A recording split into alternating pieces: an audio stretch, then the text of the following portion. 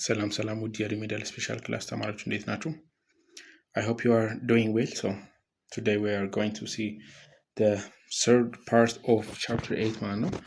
chapter 8 ላይ ሁለት ፓርት ከዚህ በፊት ተመልክተናል። so ይሄኛው ሶስተኛ ፓርታችን ይሆናል ማለት ነው። so today's topic is about the end of the second world war እንዴት ለአፍሪካ turning point እንደሆነ ወይም ደግሞ ስለ አፍሪካ እየተመለከተ እንዳለን በደንብ ታስታውሳላችሁ። moreover ይሄኛው ቻፕተር mainly የአፍሪካን የኢንዲፔንደንስ ሙቭመንት የኢንዲፔንደንስ ሙከራዎች እነዚህ ነገሮች በደንብ እየዳሰስን ቆይተናል። so today we are going to see how was the second world war affected or impacted አፍሪካ ወይም ደግሞ ለአፍሪካ ምን ኮንትሪቢዩሽን ነበረው፣ ለአፍሪካ ለምን ተርኒንግ ፖይንት ሆነ ብለን እንጠራዋለን የሚሉትን ሀሳቦች የምንመለከት ይሆናል ማለት ነው። The Second World War significantly changed the global state of affairs. Obviously ይህንን በደንብ ተመልክተናል። የሁለተኛው ዓለም ጦርነት ዓለማችንን በጣም ሺፍት አድርጓታል። አብዛኛው ዓለማችን ላይ ያለ ነገር ከሁለተኛው ዓለም ጦርነት በኋላ እንደ አዲስ ነው ፎርም የተደረገው ማለት ነው።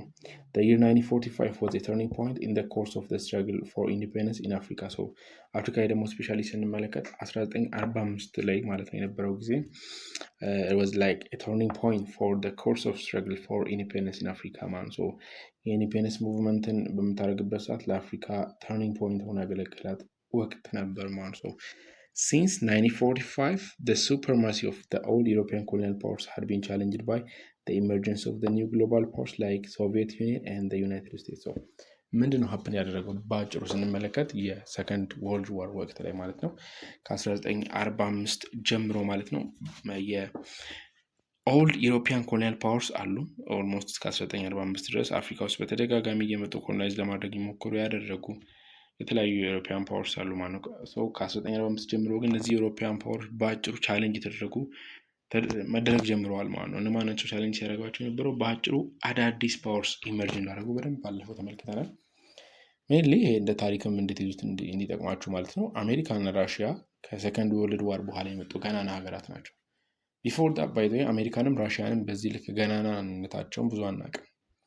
በት አፍተር ዲ ሰከንድ ወርልድ ዋር የሁለተኛው ዓለም ጦርነት ኢን ፌቨር ኦፍ ደም ነው የሄደው በአጭሩ ማለት ነው። ሶቪየት ዩኒየን ነው ራሽያ የምንለው ማለት ነው።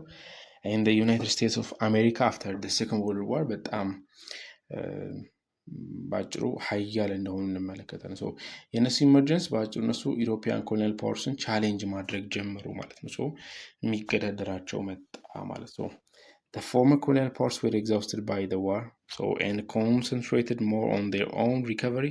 They first to suppress liberation movements in Africa and elsewhere become expensive to the poor. So ምድር ሀፕን ያደረገው በአጭሩ ስንመለከት እነዚህ የዩሮፕ ኮሎኒያል ፓወሮች ማለት ነው በጦርነቶች በጣም ኤግዛውስትድ ሆነዋል። ሜይንሊ በሰከንድ ወርልድ ዋር በጣም ኤግዛውስትድ ሆነዋል። ኦልሞስት በጣም ደክመው በነበረበት ወቅት ነበር ማለት ነው። በአጭሩ ራሳቸውን ሪከቨር ለማድረግ ከእንደገና መልሶ ማቋቋም ላይ ነው እንጂ ትኩረታቸው አፍሪካን መጥቶ ከእንደገና አፍሪካን ኮሎናይዝ ለማድረግ የሊበሬሽን ሙቭመንቷን ለማስቆም የሚያደርጉበት ወይም ደግሞ እንደዚህ አይነት እንቅስቃሴ የሚፈጽሙበት ስቴጅ ላይ አልነበሩ ማለት ነው። So this prevailing situation of the Cold War made the maintenance of colonial empires too expensive and very difficult. ስለዚህ በዛን ጊዜ ባጭሩ እንደምታውቁት ቀዝቃዛው ጦርነትም ስለነበረ ኦልሞስት ኢኮኖሚክ እንቅስቃሴዎች በጣም የተዳከሙበት ጊዜ ስለነበረ እነዚህ የዩሮፕ ካንትሪዎች ባጭሩ ኤምፓየራቸውን ሪፔር ለማድረግ ሜንቴን ለማድረግ ባጭሩ ኤክስፔንሲቭ ሆነባቸው ወይም it was like very difficult for them ማለት ነው። So that was the main reason. So after the second world war colonialism in Africa was eradicated within few decades. So factors at that facilitated the liberation struggle way. So ከሁለተኛው ዓለም ጦርነት በኋላ ባጭሩ አፍሪካ ውስጥ የነበረ ኮሎኒያሊዝም ኤራዲኬትድ ተደረገ ወይም ጠፋ ማለት ነው። ባጭሩ በአጭር ወይም በትንሽ ዲኬድ ውስጥ ማለት ነው። የተለያዩ ፋክተሮች አሉ የሊበሬሽን ስትራግሉን ፋሲሊቴት ያደረጉ እንዲሳለጥ ያደረጉ ማለት ነው። እነሱን ፋክተሮች እስቲ አንድ በአንድ ለማየት እንሞክር። So the first one it was the political change and the spread of liberal thinking within the colonial countries. ባጭሩ ምንድነው ኮሎኒያል ካንትሪዎች ጋር የነበረው ባጭሩ ፖለቲካል ቼንጆች ነበረ ማለት ነው። እንዲሁም ደግሞ ይሄ የነጻነትን ሀሳብ ወይም ደግሞ ኦልሞስት ሀገር ዓለማችን የምትመለከቱት ከሁለተኛው ዓለም ጦርነት በኋላ ነው አብዛኛው ሲቪላይዝድ ወደ መሆን የተለያዩ እንዴት ነው ሞደርናይዝ የሆኑ ነገሮች የመጡበት ይሄ ዲሞክራሲ ሂውማን ራይት የተለያዩ ነገሮች በደንብ ኢመርጅ ያደርጉ ኦፍኮርስ ዲሞክራሲ ኤንሸንት ታይም የነበረ ነው ግን አብዛኛው ነገር ስትመለከቱት ከሰከንድ ወርልድ ዋር በኋላ እየተጠናከረ እንደመጣ ትመለከት ስለዚህ ፖለቲካል ቼንጆች ነበሩ እንዲሁም ደግሞ ስፕሪድ ኦፍ ሊበራል ቲንኪንግ ነበር ማለት ነው የነጻነት አስተሳሰብ ወይም ደግሞ አንዲት ኔሽን ነጻ የመሆኑ አስተሳሰብ ነበር ማለት ነው second through their active participation in World War II many Africans were able to observe European powers fighting and paying great sacrifice to defend their sovereignty so ምንድነው አፍሪካ እንደ ኮንቲኔንት ያስተዋሉት ወይም ደግሞ አብዛኛዎቹ የአፍሪካን ስቴትስ ያስተዋሉት ምንድነው ብላችሁ ብትጠይቁ ሰከንድ ወርልድ ዋር ላይ አክቲቭ ፓርቲሲፓንት እንደነበሩ በደንብ እናስተውላለን በደንብ አይተናል ይሄንንም so ምንድነው ያስተዋሉት ባጭሩ ዩሮፒያን ፓወርስ they fight for their sovereignty በጣም በቃ ለሉዓላዊነታቸው በጣም ይዋጋሉ ብዙ መስዋዕትነት ይከፍላሉና ሶቨሬኒቲያቸውን ዲፌንድ ለማድረግ ወይም ደግሞ ሉዓላዊነታቸውን ለማስጠበቅ በጣም ራሳቸውን አሳልፈው ይሰጣሉ so አብዛኛዎቹ አፍሪካን ስቴቶች ይሄንን ኖቲስ እንዳደረጉ እናስተውላለን ማለት so the positive example said by those Asian states that had won their independence already simulated the independence struggle in Africa so ሁለተኛውን ይሄን ካየን ሶስተኛው ደግሞ ምንድነው ባጭሩ ምሳሌ ያገኘች አፍሪካ ወይም አፍሪካ ውስጥ ያሉ ስቴቶች ከነሱ በፊት የነበሩ የኤዥያን ስቴቶች አሉ ባጭሩ ኢንዲፔንደንሳቸውን ሆነ ያደረጉ ነፃነታቸውን ያወጁ ማለት ነው አፍሪካ ውስጥም ይሄ ነገር እንዲሟሟቅ ወይም እንዲነሳሳ ሲሙሌት እንዳደረገ ወይም ደግሞ እንዳነሳሳው እናስተውላለን ማለት so the fourth and the last reason ደግሞ foreign educated Africans that returned to Africa filled with ideas of freedom nationalism and democracy provided the necessary leadership for the struggle of freedom as foreign educated so ባጭሩ ምንድነው የተፈጠረው ሌላ አራተኛው ነጥብ ማለት ነው አብዛኛዎቹ የአፍሪካን ስቴቶች ዜጎች ማለት ነው ውጭ ሄደው የፎሬን ኤዱኬሽን ማግኘት ይችላል ነበር ማለት ነው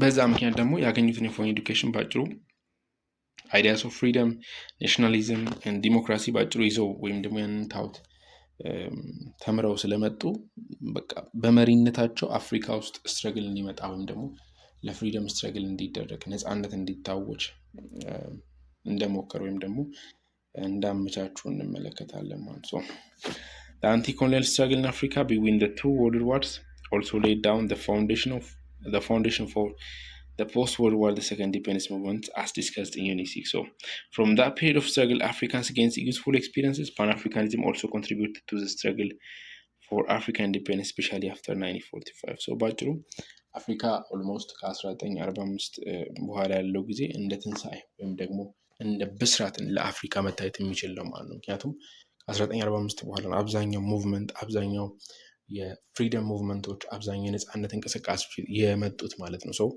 ምን ማለት እንችላለን ባጭሩ ፓንአፍሪካኒዝም እንኳን ኮንትሪቢዩት ያደረገው ወይም ደግሞ አፍሪካን ነጻ እንድትሆን ወይም ደግሞ ለአፍሪካ ኢንዲፔንደንስ በደንብ ኮንትሪቢዩት ያደረገው አፍተር 1945 እንደሆነ በደንብ ማስተዋል እንችላለን ማለት ነው the struggle against colonial rule had different forms so the length of time in winning independence varied and the strength of the liberation organizations and the quality of leadership also differed so ባጭሩ ያው ታይም ሌንግዙ እያንዳንዱ ኮሎኒያል ፓወር ላይ ያለው ወይም ደግሞ እያንዳንዱ ኮሎኒያል ሩል ላይ ያለው ስትረግል ወይም ደግሞ ኢንዲፔንደንስ ለማግኘት ያለው ሙቭመንት ያው ጊዜውም ታይሙም ዊኒንጉም ሜተዱም የተለያዩ ነገሮች ኳሊቲ ኦፍ ሊደርሺፑም ባጭሩ የተለያዩ እንደሆኑ በደንብ እናስተውላለን ማለት ነው the colonial powers used both diplomatic and military means to weaken the liberation movements however lastly Africans won their independence through their struggle so ምንድን ያደረጉት ኮሎኒያል ፓወርሶች ወይም ኢሮፖች ምንድን ያደረጉት ማለት ነው the same ሁለት ሜተዶችን ይጠቀማሉ ከዚህ በፊት ባይዜ በደንብ ካስታውሳችሁ የፈረንሳይና የጀርመንን አፍሪካ ውስጥ የሚጠቀሙትን ፖሊሲ በደንብ አይተናል ባይዜ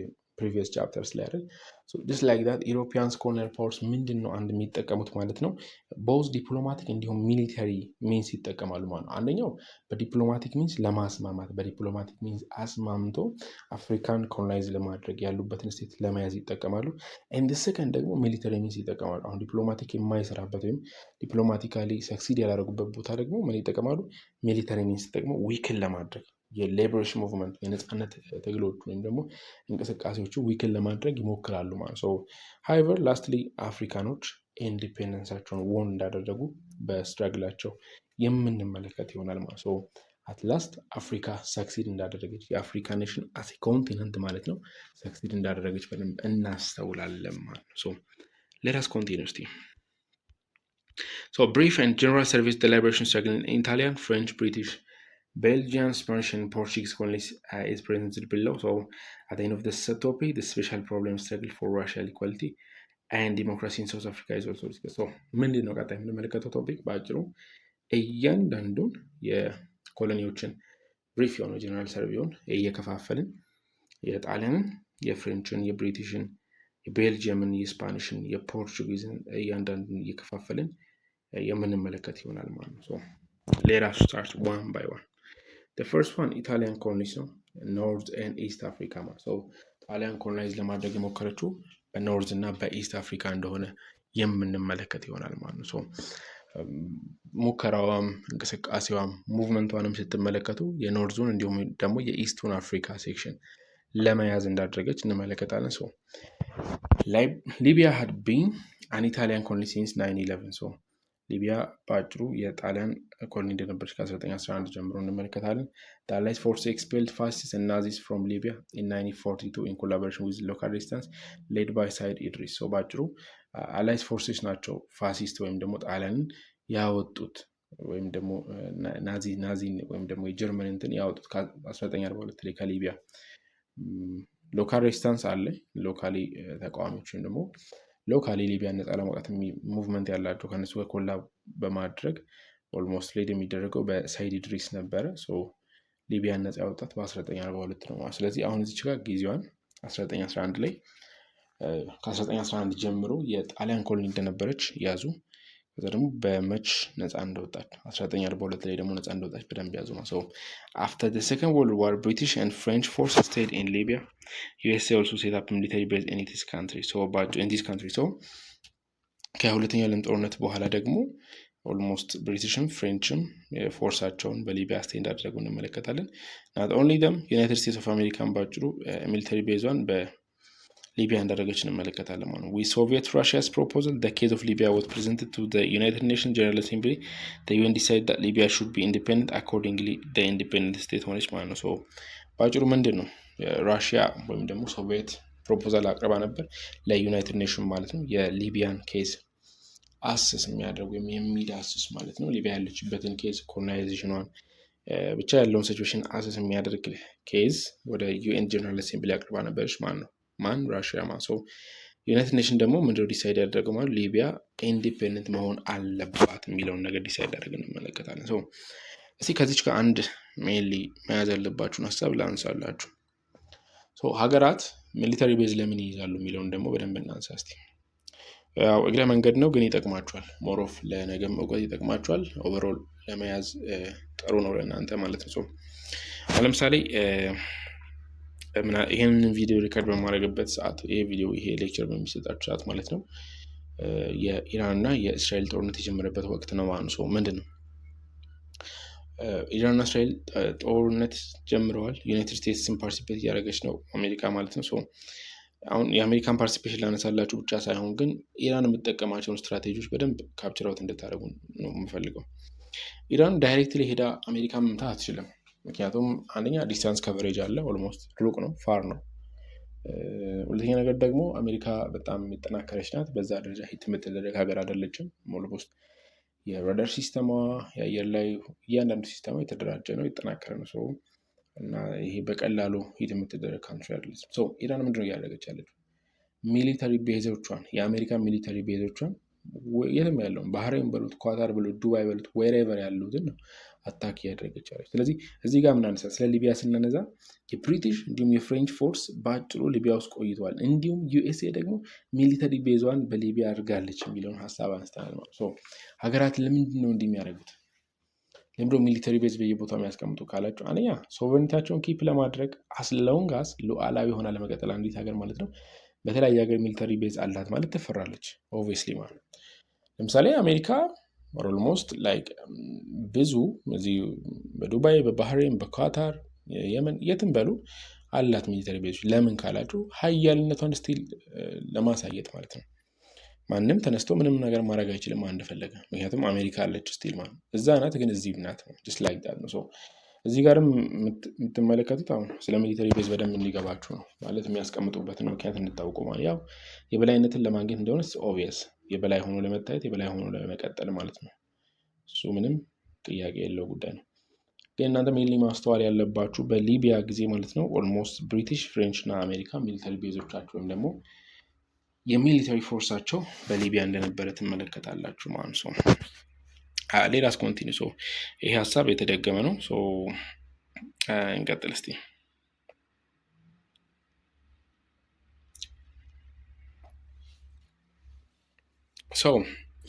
ዩኤን ዲክሌር ካደረገ በኋላ ምን ተፈጠረ? አኮርዲንግሊ the independent state of the United Kingdom of Libya was proclaimed on January 1, 1952. Libya independence encouraged other North African states to intensify their struggle for national independence.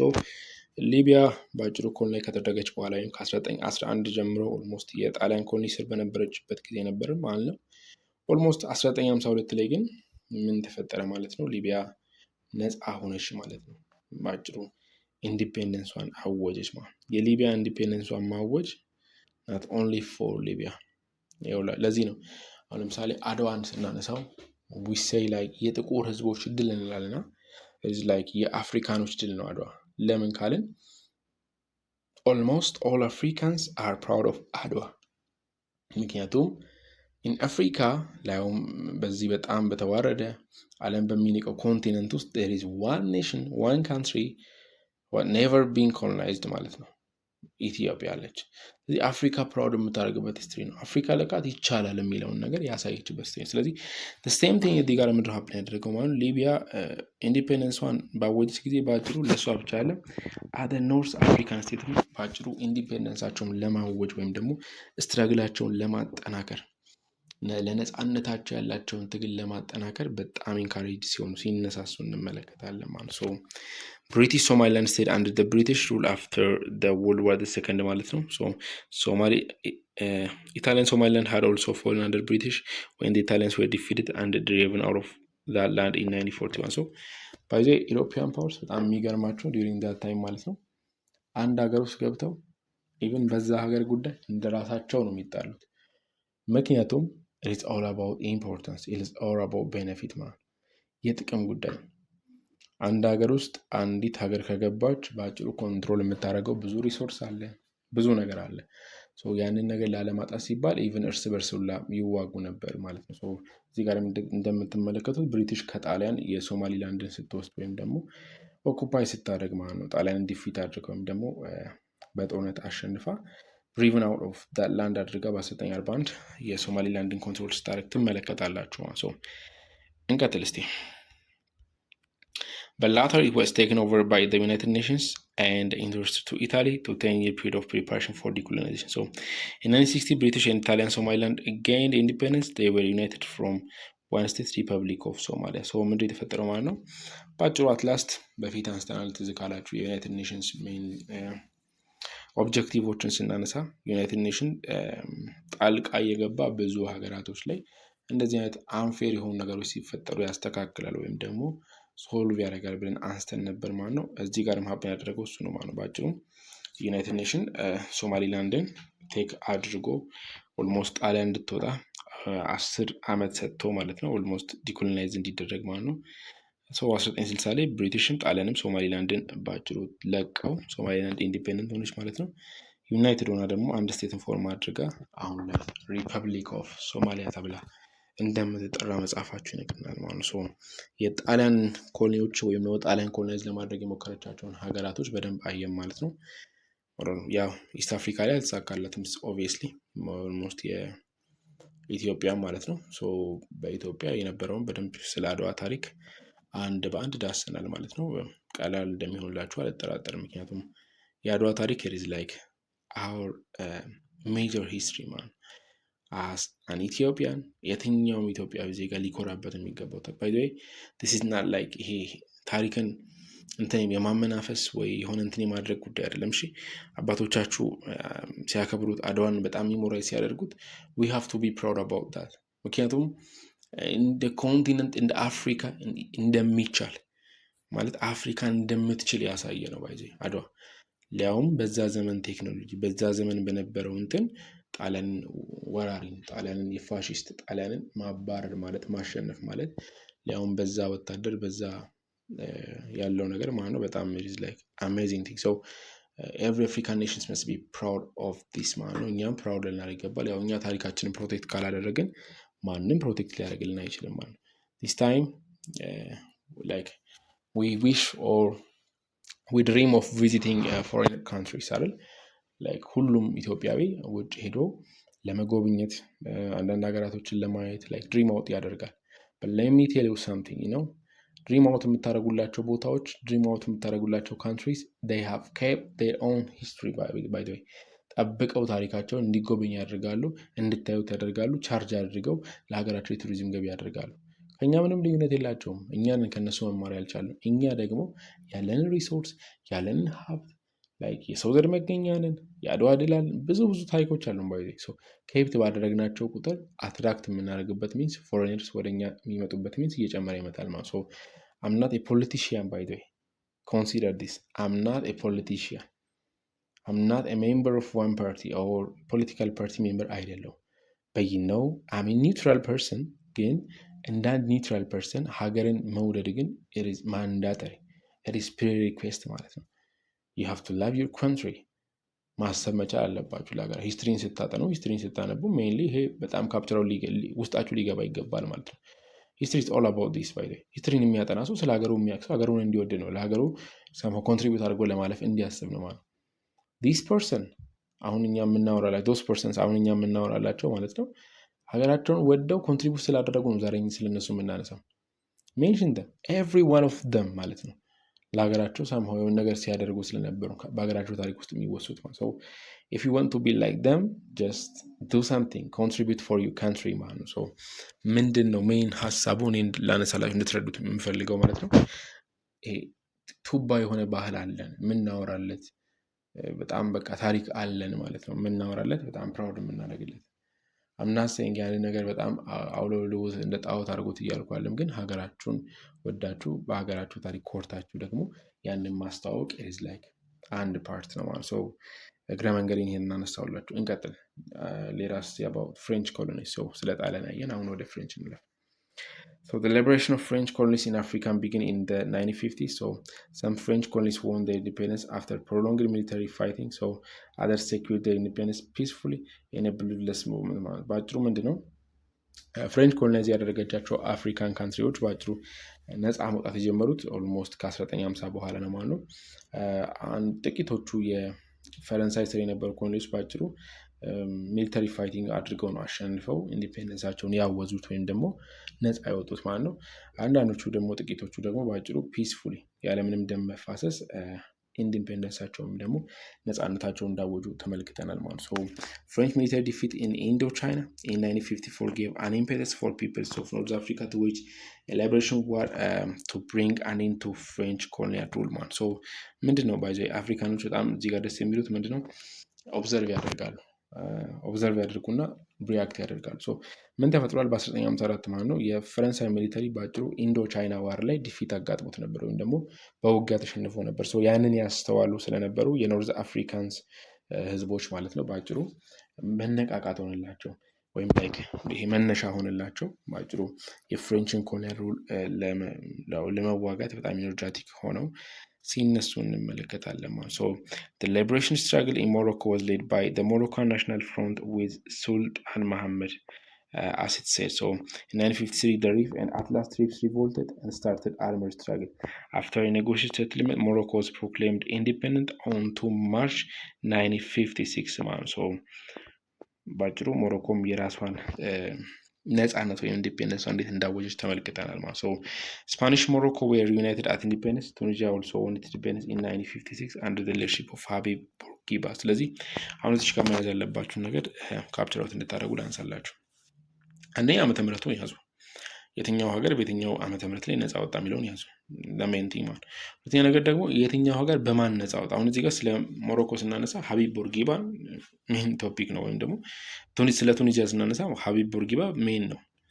ምክንያቱም he was one of the leadership ላይ ኤንጌጅ ካደረጉ ሰዎች ነበር ማለት። ስለዚህ እነዚህን በደንብ ካፕቸር አውት ለማድረግ ሞክሩ ማለት ነው። ቶሎ ቶሎ ለመሄድ እሞክራለሁ። ሶ in Algeria the French faced protracted and a bitter anti-colonial struggle. In Algeria there had been a relatively larger number of European settlers, so these white settlers were determined to prevent the independence of Algeria. They formed the secret army organization to hold back Algeria independence. ስለዚህ አልጄሪያ ውስጥ ደግሞ በአጭሩ ከሌሎቹ በተለየ መልኩ ትንሽ ከበድ ያለ አንቲኮሎኒያል ስትራግል ነበረ ማለት ነው። ምክንያቱም ላርጀር ነምበር ኦፍ ዩሮፒያን ሴትለርሶች ነበሩ ወይም ደግሞ የዩሮፕ ዋይት ፐርሰኖች ነበር ፍሬንች ማለት ነው በአጭሩ። ሰው እነዚህ ፕሪቨንት ያደረጉ ነበር አልጄሪያ ኢንዲፔንደንት እንዳትሆን ነፃ እንዳትወጣ ይቃወሙ ነበር ማለት ነው። ናት ኦንሊ ዲስ ኢቨን ሰክሬት አርምድ ኦርጋናይዜሽን ፎርም አድርገው የአልጄሪያ ኢንዲፔንደንስ ሆልድ ባክ ለማድረግ ሞክረዋል ማለት ነው። The Algerian nationalist organization, the National Liberation Front of Algeria, or FNLA, was led by Ahmed Ben Bella. The war in Algeria lasted from 1954 to 1962. The Algerian National Liberation Front took the form of guerrilla war and scored progressive success for the French force. ስለዚህ አልጄሪያኖች ደግሞ አላንቀላፉም ባጭሩ ናሽናሊስት የሆነ ኦርጋናይዜሽን ነበራቸው። ናሽናል ሊበሬሽን ፍሮንት ኦፍ አልጄሪያ ተብሎ የሚጠራ ኤፍኤንኤልኤ ማለት ነው። ይችን አክሮኒሟን ከእንትኑ ጋር ያዙ እሺ፣ ልጠይቁ ስለምትችሉ። ሰው ሌድ የሚያደርገው ደግሞ አህመድ ቤንቤላ እንደሆነ በደንብ ያዙ። አሁንም ቅድም ብያቸዋለሁ ፐርሰኖቹ። አሁን ሀቢብ ቦርጊባን ከቱኒዚያ ጋር አገናኝተናል፣ አህመድ ቤንቤላ ከአልጄሪያ ጋር። ሰው እነዚህን ያዟቸው በደንብ ጠይቃላችሁ ማለት ሰው ዋር ኢን አልጄሪያ ላስትድ ፍሮም 1954 to 1962።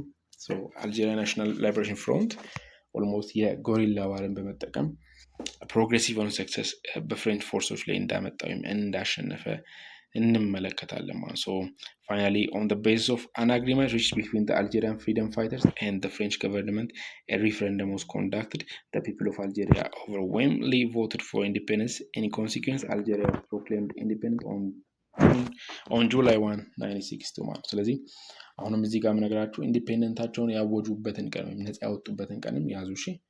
የአልጄሪያውን ጁላይ 1 1962 እንደሆነ እዚቹ ጋር ካፕቸራውን ለማድረግ ነው። ምክንያቱም ጥያቄ ከዚህ ስለማይዘል ማለት ነው። Let us continue. In 1955, France under President Charles de Gaulle was present to grant independence to her colonies in West and Equatorial Africa. Only Guinea-Conakry used this opportunity. Guinea voted yes to independence and referendum conducted the same year in all French African colonies. So ባጭሩ በ1958 የፈረንሳዩ ፕሬዚዳንት ማለት ነው ባጭሩ ግራንት ሰጠ ወይም ደግሞ ፈቀደ ኢንዲፔንደንስ ኮሎኒ ለምታደርገው ፍራንስ ለያዘቻቸው ኔሽኖች ኢንዲፔንደንስን ፈቀደ። በዛ ታይም ፈጥና የተጠቀመችው ጊኒ እንደሆነች እንመለከታለን። እቺም ምርጫ ላይ የምትመጣ ጥያቄ ናት። the first country to use its grant ተብላችሁ ከጠይቃችሁ ያው ጊኒ እንደሆነች በደንብ ያዙ ማለት።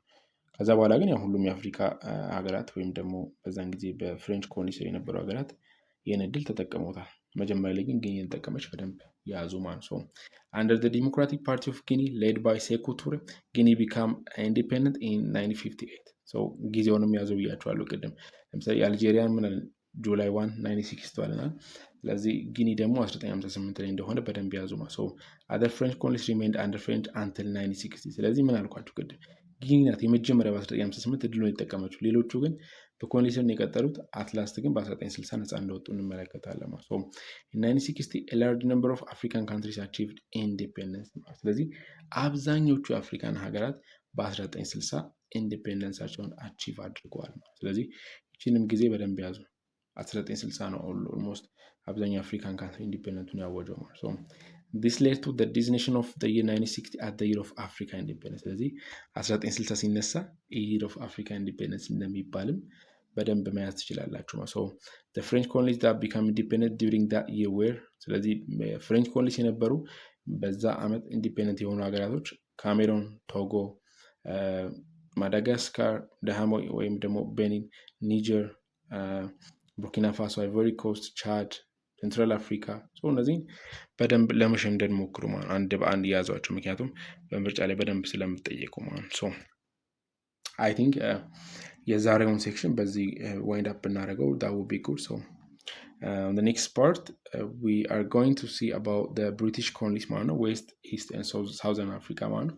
so ዛሬ እነዚህን እዚሁ ጋር ብናቆም አሪፍ ነው። so next part ላይ የብሪቲሽ ኮሎኒን ተመልክተን ከዛ በኋላ ደግሞ የቤልጂያንም ኮሎኒስ ጨምረን የምንጨርስ ይሆናል ማለት ነው። ለዛሬ ግን ኦልሞስት ደቂቃውን በጣም እየሄደ ስለሆነ ለእናንተም እንዳትሰላችሁ ያው አንድ በአንድ እንድታዩ በሚል እዚች ጋር ስቶፕ አፕ ብናደርግ አሪፍ ይመስለኛል። የዛሬው ክላስ it is like more of በደንብ ራሽ አድርጌባቸዋለሁ፣ ፈጥኜባቸዋለሁ። አይ ነው ግን ያው አንደኛ ሴክሽኑን የምንጨርስ በሚል ነው። እናንተም ቶሎ እንድታነቡ ጨርሳችሁ እንድትዘጋጁ ለፋይናል ይረዳችኋል ማለት ነው። እሱን በማሰብ ስለሆነ እንደዛ አንደርስታንድ አድርጉ ማለት ነው። ሜንሊ ብዙ እንዳይከፋችሁ። በዚሁ እናጠናቅ። ኔክስት ታይም የብሪቲሽ ኮሎኒስን ዌስት ኢስት ኤንድ ሳውዘርን አፍሪካ በሚል ሰብ ቶፒክ የምንገናኝ ይሆናል። እስከዛው ድረስ ግን መልካም ንባብ